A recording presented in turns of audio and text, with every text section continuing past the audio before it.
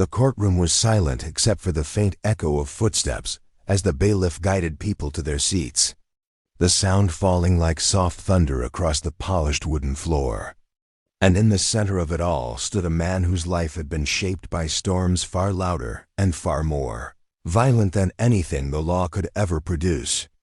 A man whose shoulders carried years of sacrifice and whose eyes carried the memories of battles no civilian judge could ever understand. This man, a former Navy SEAL veteran named Marcus Hawley, stood quietly at the defendant's table, hands clasped in front of him.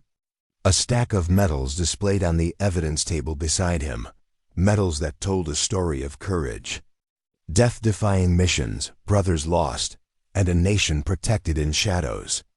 Yet today, those medals were being questioned, doubted, and insulted by someone who wore a robe instead of a uniform. Seated above them with a stern expression carved into stone was Judge Roland Pierce, a man known for his harsh rulings and even harsher opinions. One who believed rules mattered more than people and paperwork mattered more than service. When the courtroom settled, Pierce leaned forward, his voice stiff and sharp as he stared down at the medals laid out before him. "These," he said, tapping a finger against the display, "are alleged military honors belonging to the defendant. But based on the preliminary review and inconsistencies in records provided, I find it difficult to believe they are legitimate." Gasps rippled across the room, especially from the group of veterans silently watching in the back row.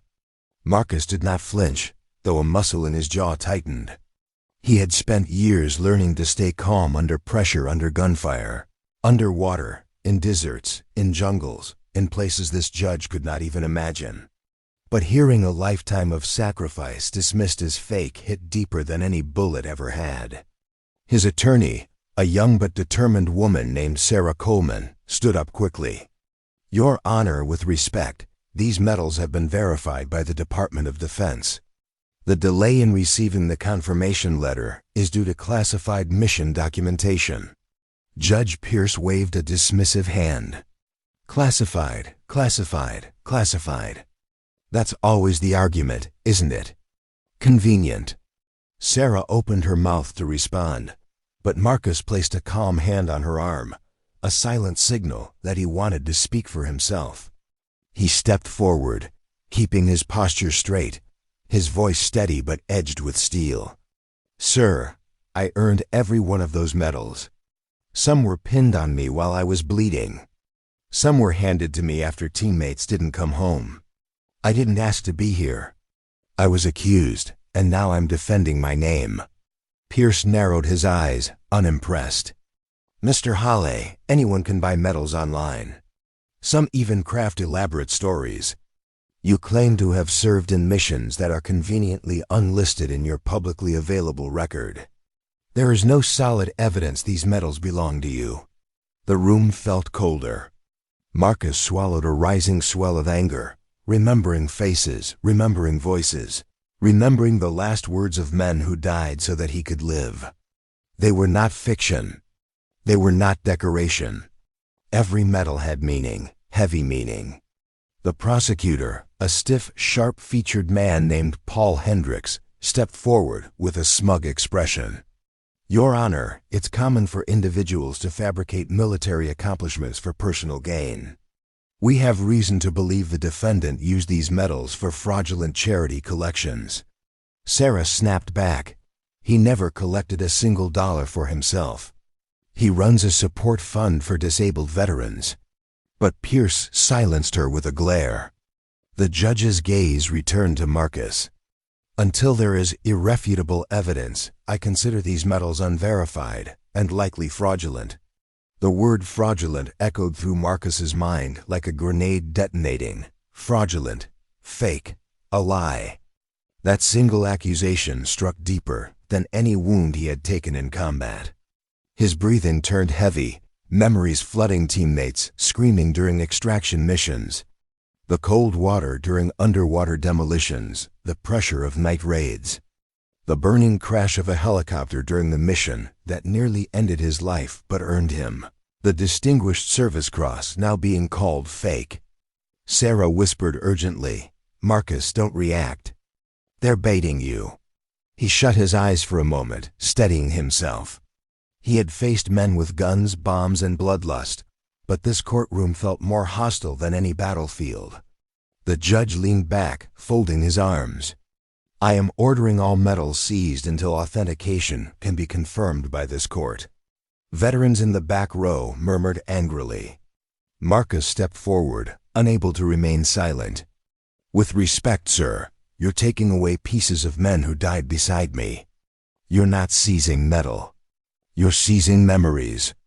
"Enough," Pierce snapped. "You will address the court with respect, or I will hold you in contempt." The bailiff moved closer, tension thickening the room. Sarah stepped between Marcus and the judge. "Your Honor, please. We request an extension. The Department of Defense is sending someone to testify." "A senior official." Pierce scoffed. "And who exactly is coming?" "Another one of your classified contacts." Sarah hesitated for a moment, not out of fear, but because the truth sounded unbelievable. "A 4-star general, sir." The courtroom stilled. Hendricks laughed mockingly. "A 4-star general, really? Did you bring Superman too?" Pierce shook his head. "I will believe it when I see it. For now, the medals stay in court custody." Motion denied. Marcus felt a painful ache erupt in his chest, but he remained silent. The judge banged his gavel. "We will reconvene tomorrow morning." People began shuffling, but Marcus did not move. He stared at the medals on the table, 4 rows of service ribbons. Bronze stars, silver stars, campaign badges. The ones awarded in secrecy, and the one medal he never wanted, the folded ribbon representing a lost buddy. He felt the weight of betrayal by the country he served, by the system he protected, by a judge who had never set foot on a battlefield. Sarah guided him toward the exit. "Marcus, the general is coming. He confirmed this morning. Tomorrow everything changes." "It shouldn't take a general to believe the truth," Marcus muttered, voice low, pain buried beneath stoic calm. As they walked, Hendricks approached with a smirk. "Holly, here's some advice. Maybe next time don't lie about medals." Marcus turned slowly, towering over the prosecutor, his voice icy. "I didn't lie. Men died for those medals. Don't disrespect them again." Hendricks scoffed and turned away. Outside the courthouse, the cold wind cut across Marcus's face. Reporters swarmed the steps, shouting questions. "Are the medals fake? Did you fabricate your service? Are you facing prison time?" Sarah raised her hands, pushing the crowd back. "No comments." Marcus kept his gaze downward, refusing to engage. Cameras flashed like gunfire, but he kept walking until he reached the bottom step. A young veteran, missing an arm, stepped forward. "Sir, I know what you did." "We all do. We've got your back." Marcus nodded quietly, emotion tightening his throat. He whispered, "Thank you." That night, he sat alone in his small apartment, staring at the empty cases where the medals once lay. They weren't just awards. They were memories, promises, ghosts. And now they were locked away by someone who didn't understand sacrifice. The only hope now rested on the man flying across the country at this very moment, a leader Marcus had served under, a man who commanded respect everywhere he went, a 4-star general who knew the truth. Tomorrow would be the day everything changed. Or the day Marcus Holly lost everything forever. *. The next morning the courthouse buzzed with a strange energy, like a storm brewing just beyond the horizon, a tension that everyone could feel but no one could fully describe. Reporters had gathered outside in even larger numbers than the day before, their cameras pointed at the entrance as if waiting for a ghost to appear. Marcus Holly arrived quietly through the side entrance with Sarah at his side, his posture rigid, his eyes focused straight ahead. He hadn't slept much. Memories of operations, fallen teammates, and the judge's dismissive voice had replayed endlessly in his mind. But today wasn't about emotion, it was about truth. Inside the courtroom, the atmosphere felt heavier than yesterday. Judge Pierce sat behind his bench with the same cold expression, tapping a pen against a stack of papers. Prosecutor Hendricks looked confident, almost arrogant, as if he believed the outcome had already been decided. The bailiff called the room to order, and Marcus took his seat while veterans filled the back rows again, showing silent support like a small army of shadows. Judge Pierce cleared his throat. "We are back to address the matter of the defendant's alleged fraudulent military decorations. Miss Coleman, you claimed yesterday that a 4-star general would appear in support of your client. Is this still the case?" Sarah stood. "Yes, Your Honor. He should be arriving any moment." Hendricks smirked loudly enough for the entire room to notice. "If he's real," he whispered, loud enough for Marcus to hear. Marcus ignored him. He kept his breathing steady, remembering the techniques he learned in the teams to stay calm before a mission.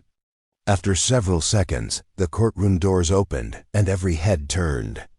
A tall figure stepped inside wearing a dark dress uniform heavy with stars, ribbons, and decades of service. 4 gleaming stars sat on each shoulder, unmistakable, undeniable. Gasps spread across the courtroom like wildfire. Conversations halted. Even the judge's pen dropped from his hand. General Raymond Collister, one of the most decorated and respected men in the United States military, walked down the aisle with the authority of someone who had commanded thousands. His presence changed the air itself. Sarah breathed out in relief. Marcus stood, instinctively snapping to attention. The general nodded back with respect.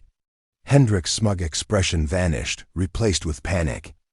Judge Pierce straightened, his voice suddenly less confident. "General Collister, I was not aware you would appear in person." The general's voice was deep and firm. "Your Honor, I came because a grave mistake is being made." He approached the witness stand as the bailiff swore him in. When he sat down, his posture was perfect, his eyes sharp. Pierce adjusted his glasses nervously. "General, you claim to have relevant testimony regarding the defendant's service record." "I do," Collister said, locking eyes with the judge. "Marcus Hawley served under my command for nearly a decade. He participated in 12 classified operations, 3 rescue missions, and 4 counter-terror strikes that are still not publicly acknowledged. He earned every medal on that table, and more." The courtroom erupted into whispers. Marcus felt something tighten in his chest, gratitude mixed with lingering pain from memories he tried to bury. The judge raised a hand for silence. "General, the court has found inconsistencies in documentation and delays in verification because," Collister interrupted, "those documents are classified at the highest levels. Some missions Mr. Hawley executed are still ongoing in terms of intelligence impact. His records were sealed to protect national security. The court is questioning his legitimacy because it has access only to what is permitted for public release." Hendricks stood abruptly. "Your Honor, this is highly irregular. Anyone can claim classified missions. Where is the proof?" Collister turned slowly, his gaze like a blade. "I am the proof. I approved his deployment orders. I signed off on his awards. I stood beside him when he bled for this country." The room fell silent again. Collister continued. "Mr. Hawley received the Silver Star for a mission where he saved 6 American lives under heavy fire. That citation remains redacted because revealing specifics would compromise current assets. He earned the Bronze Star with valor after leading a rescue team in the Hindu Kush Mountains. He earned the Distinguished Service Cross when his helicopter was shot down and he dragged 2 unconscious soldiers out of a burning wreckage." Marcus felt the memories hit him like waves, the roar of gunfire. The screams, the flames, the smell of metal and smoke. He blinked, grounding himself. Collister's voice softened slightly. "And he earned a folded ribbon that no one ever wants to earn, because he held a dying teammate in his arms on a night none of us can forget." Even the judge looked shaken. The general turned back to the bench. Your Honor, to question his medals is to question the sacrifices of all who served with him. These decorations are not trinkets. They are testimonies of courage written in blood. Hendricks scrambled for control. General, even if Mr. Halle served heroically, the accusation is that he used the medals to raise funds fraudulently. Those funds, Collister cut in sharply, went directly to wounded veterans and their families. I personally donated to that program. Mr. Halle has never taken a cent for himself. He lives modestly. He has more honor in his smallest action than most men have in a lifetime. Marcus swallowed hard, emotion prickling behind his eyes. Pierce shifted uncomfortably. General, while we respect your service, the law requires documented authenticity. Collister reached into a sealed folder he carried. The room leaned forward. You want documentation? I was authorized this morning by the Department of Defense to release these classified confirmations to you under restricted judicial review. He handed them to the bailiff who delivered the documents to the judge. Pierce's eyes scanned the papers, widening as he read. Hendricks looked horrified. Collister continued. You will find the signatures of top defense officials verifying every medal, every mission, and every classified detail relevant to this man's service record. A long silence filled the room. Judge Pierce finally looked up, his face pale. This appears to authenticate all claims. Hendricks stammered. Your Honor, we need time to... No, Collister said firmly. You've taken enough of his time. Marcus felt a slow breath escape his lungs, relief mixing with the fatigue of years of carrying burdens too heavy to explain. Sarah smiled at him, eyes shining. The judge cleared his throat again. Given this evidence, the court acknowledges the legitimacy of all military decorations belonging to Marcus Halle. Gasps and applause came from the veterans in the back before the bailiff quieted the room. Furthermore, Pierce added, the allegations of fraudulent fundraising appear unsupported. Hendricks paled. Your Honor, Mr. Hendricks, Pierce snapped. Sit down. Hendricks slunk back to his chair. Marcus remained standing, still unsure if this nightmare was finally ending. Collister turned his eyes to him. You did your duty, son. More than your duty. Don't ever let anyone diminish your service. Marcus felt emotion threaten to break through his stoic calm. Thank you, sir. Collister nodded once, firm and proud. Judge Pierce straightened, regaining some composure. This court will issue a temporary adjournment to finalize the dismissal of all charges. But Collister wasn't finished. He stood, looking straight at the judge. With respect, Your Honor, you owe this man an apology. The room froze. Pierce's eyes widened, stunned. General, the court does not, this court, Collister said, question the integrity of a man who risked his life for the freedoms you enjoy every day. You called his medals fake. You insulted every soldier who died beside him. A heavy silence filled the courtroom. Vets in the back stared at the judge with hardened eyes. Pierce swallowed, his face flushing with discomfort, pride, and shame battling inside him. Finally he spoke, voice tight. Mr. Halle, I may have been overly skeptical. I apologize. Marcus gave a slow nod. Apology accepted, Your Honor. But the damage had already carved itself deep into the room's atmosphere. The judge knew it. Hendricks knew it. Everyone knew it. Collister placed a hand on Marcus's shoulder. Let's get your medals back. Marcus felt something shift inside him, like a wound finally beginning to heal. The bailiff handed over the medals with visible respect this time. Marcus held them carefully, fingers brushing over the ribbons that represented years of sacrifice. Today justice had spoken, but tomorrow the world would know the truth. After the judge's reluctant apology, the courtroom slowly began to empty. But the tension and emotion lingered in the air like smoke after a battlefield explosion. Marcus stood still for several moments, holding the medals that had been doubted, insulted, and finally restored. The weight of them in his hands felt different now, heavier, somehow, because today they represented more than heroism. They represented truth, fought for a second time in a different kind of war. General Collister stood beside him with the steady presence of a commander who had marched through decades of conflict and loss. "You did well today," the general said quietly. A lesser man would have broken under that pressure. Marcus shook his head slowly. "I've been through worse, sir. But I never thought I'd fight this kind of battle." Collister nodded in understanding. Sometimes the quiet battles are the hardest.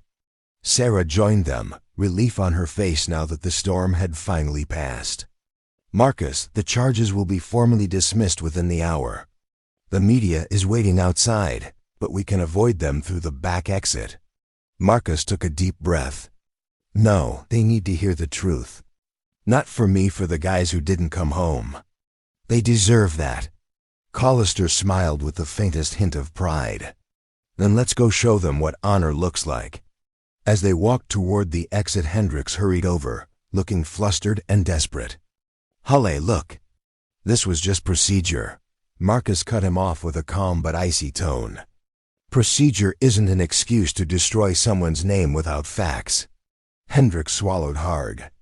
"Still, save it," Marcus said. "Just don't do this to another veteran." Hendricks stepped back, ashamed, as Marcus and Sarah continued onward. Outside, the courthouse sunlight hit Marcus's face, bright and warm, a sharp contrast to the cold atmosphere inside. Reporters surged forward with microphones raised, cameras flashing like a storm of spotlights. Questions flew like bullets. Were the medals real?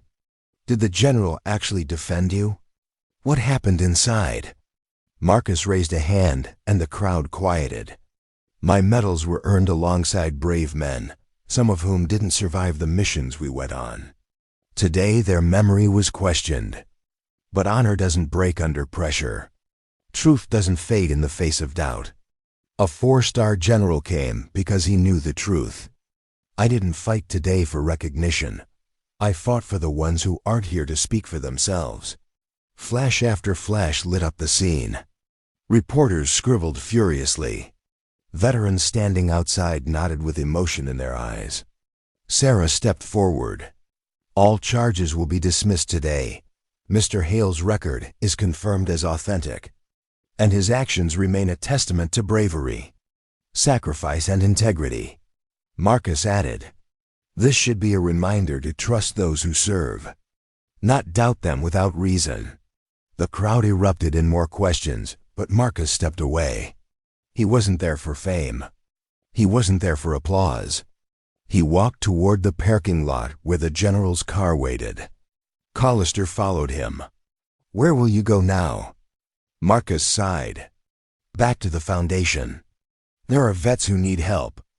That's all that matters." Collister placed a strong hand on his shoulder. "You've always been a good man, Marcus, even when the world tried to strip that away." "Thank you, sir." The general paused before speaking again. "There's something else. The Department of Defense has been considering creating a special advisory role for veterans transitioning back into civilian life. Someone who understands combat and understands the struggle that comes afterward. I want you for that role." Marcus froze, stunned. "Me?" Collister nodded. "You've proven you can handle pressure, make hard decisions, and remain loyal to the truth, even when the odds are against you. That's what leadership looks like." Marcus blinked, trying to process the offer. Part of him still felt broken from the years of conflict. Part of him felt unsure he deserved such trust. But another part, the part that refused to give up, felt something ignite again. "I'll think about it," Marcus said softly. "That's all I ask," the general replied. They shook hands firmly, a gesture full of respect and shared history. When the general's car pulled away, Marcus stood alone for a moment, watching the world move on around him, the sound of cars, the chatter of people, the distant sirens. Life didn't pause for anyone, not even for men who had carried nations on their backs. Sarah approached. You okay? Marcus nodded. Yeah, for the first time in a long time. I think I am. She smiled, genuine and warm. You deserve peace, Marcus. We all do, he replied. Especially the ones still fighting battles no one sees. Later that evening, Marcus returned to his small apartment. The wooden case that had once held his medals sat open on the table, empty no longer. He carefully placed each medal back inside, brushing away dust, straightening ribbons, remembering the stories behind them. With every medal he set down, he whispered the name of the teammate connected to it. He wasn't talking to ghosts. He was honoring them. When he reached the folded ribbon representing the fallen soldier, he paused longest, closing his eyes as memories flooded in the laughter, the mission, the final moments. I didn't let them tear your memory down, he whispered. Not today. He closed the case gently. A knock came at the door. Marcus opened it to find a group of veterans from earlier, including the young amputee who had thanked him on the courthouse steps. Sir, the young vet said, we wanted to check on you and thank you for standing up for all of us. Marcus felt a warmth inside that he hadn't felt in years. You don't need to thank me. We're a family even when the world forgets that. Another vet stepped forward. We're having a gathering tonight at the Legion Hall. Nothing fancy. Just talking, supporting each other. You should come. Marcus hesitated, then nodded. Yeah, I'll be there. When the door closed behind them, Marcus took a deep breath. For years he had carried the weight of trauma, of responsibility, of memories too heavy to speak aloud. Today had been a battle, but not one fought with weapons. It was fought with truth, courage, and the strength to stand tall, even when accused, doubted, and disrespected. And he had won. Not because a judge changed his mind. Not because a general came to his defense. But because Marcus Halle refused to let lies rewrite the truth he lived through. That night at the Legion Hall, he walked inside to find a room full of veterans laughing, sharing stories, supporting one another. Heads turned, and the room erupted in applause. Marcus raised a hand shyly. You don't have to do that, he said. Yes, we do, one of them replied. You fought for us today. Marcus sat beside them, joining conversations, feeling something heal inside him. A sense of belonging. A sense of purpose. A sense of being understood. Hours passed, and for once his laughter wasn't forced. His smiles weren't masks. He was home among brothers and sisters who knew the same pain, the same pride, the same invisible scars.